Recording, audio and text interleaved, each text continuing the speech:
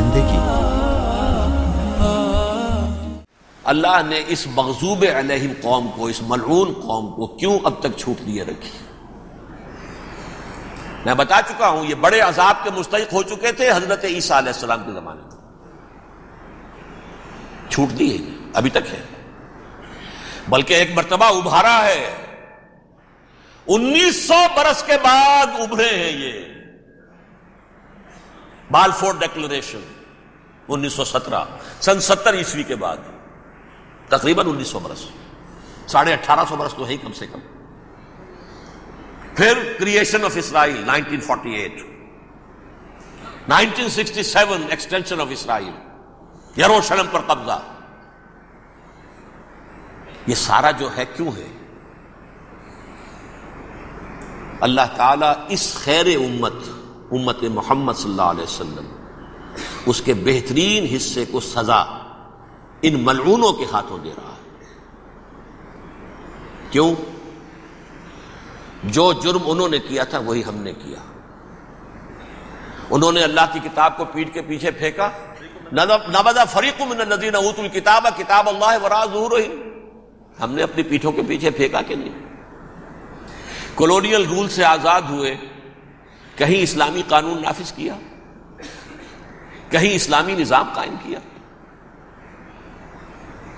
تو جو جرم ان کا تھا وہی ہمارا ہے، اور ہم خیر امت ہیں، اور ہمارے میں سے خیر ترین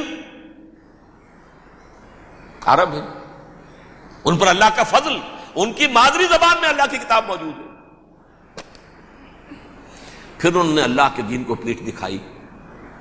جو ملک آزاد ہوا کولونیل رول سے، یا اس نے قبلہ کر لیا اپنا ماسکو کی طرف، یا کر لیا واشنگٹن کی طرف، کسی نے مکے کو قبلہ بنایا، یہ بدترین سزا ہے۔ ویل للعرب من شر قد اقترب۔ اور ترمذی شریف میں تو یہاں تک روایت ہے، من اقتراب الساعۃ ہلاک العرب، قیامت کے قرب کی ایک نشانی یہ بھی ہوگی کہ عرب ہلاک ہو جائیں گے۔ ایک حدیث میں الفاظ آتے ہیں کہ حضور نے جب کہا یہ ہوگا یہ ہوگا یہ ہوگا، یہ بربادی آئے گی، تو کسی زوجہ محترمہ نام میں بھول رہا ہوں، انہوں نے پوچھا کہ عرب اس دن کہاں ہوں گے؟ فرمایا العرب یومئذ قلیل، بہت کم ہوں گے۔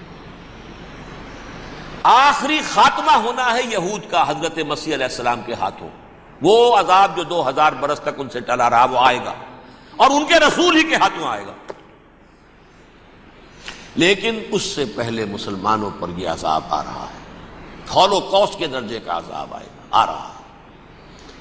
البتہ ہم پاکستانی اس میں یوں سمجھ لیجئے کہ وہ تو خبریں موجود ہیں احادیث میں، وہاں تو جو ہونا ہے ہونا ہے، اتنے انسان مریں گے، اتنے انسان مریں گے کہ ایک پرندہ جو ہے اڑتا چلا جائے گا، وہ نہیں چاہے گا کہ نیچے اترے تو کسی لاش پر اترے، اسے جگہ نہیں ملے گی زمین خالی کا کہیں اتر سکے، تھک ہار کر گرے گا، مرے گا تو بھی لاش کے اوپر گرے گا۔ یہ الفاظ ہے حضور کے صلی اللہ علیہ وسلم۔ الملحمۃ العظمی الملحمۃ الکبریٰ، یہ لاسٹ کروسیڈ، ٹرمپٹ اخبار نے، میں اس کا فوٹو اسٹیٹ بھی کبھی آپ کو دکھا دوں، ویسے میرے ساتھ ہے وہ رسالہ ٹرمپٹ، دی لاسٹ کروسیڈ، اس کی تیاری ہو رہی ہے۔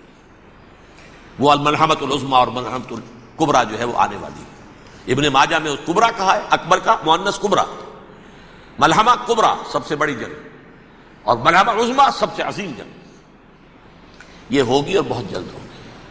اب آخری بات یہ عرض کر رہا ہوں، کریں کیا؟ کچھ کریں بھی کہ نہیں؟ پہلا کام تو یہ ہے کہ اصل زندگی آخرت کی زندگی ہے۔ دنیا میں تباہی بربادی آ بھی جائے، آخرت بچ جائے، پہلا کام یہ ہے کہ ہر شخص توبہ کرے، لیکن توبہ توبۃ نصوح، توبہ کی تسبیح نہیں،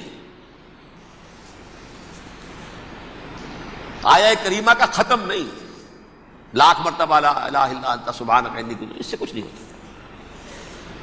توبہ یہ ہے اپنی معاش کے اندر جھانکیے، اپنی معاشرت میں جھانکیے، جہاں جہاں اسلام کے خلاف کچھ نظر آئے پھینک دیجئے، نکال کر کاٹ دیجئے، بے پردگی ہے نکالیے۔ آپ کی کمائی میں کوئی حرام کا عنصر ہے، ختم کیجئے، توبہ کیجئے، ابھی کیجئے، عملی توبہ۔ فرائض کی ادائیگی میں کوتاہی ہو رہی ہے، ابھی شروع کیجئے۔ اللہ کے دین کے غلبے کے لیے جد و جہد، ان صلاتی و نسکی و محیایا و مماتی للہ رب العالمین لا شریک لہ وبذالک امرت وانا اول المسلمین، بڑھیے آگے۔ اگر میرے اور آپ کے کیے کچھ نہ ہوا تب بھی کم سے کم میری اور آپ کی آخرت تو بن جائے گی، عاقبت تو بن جائے گی۔ اخروی عذاب، سب سے بڑا عذاب، دائمی عذاب، اس سے ہم بچ جائیں۔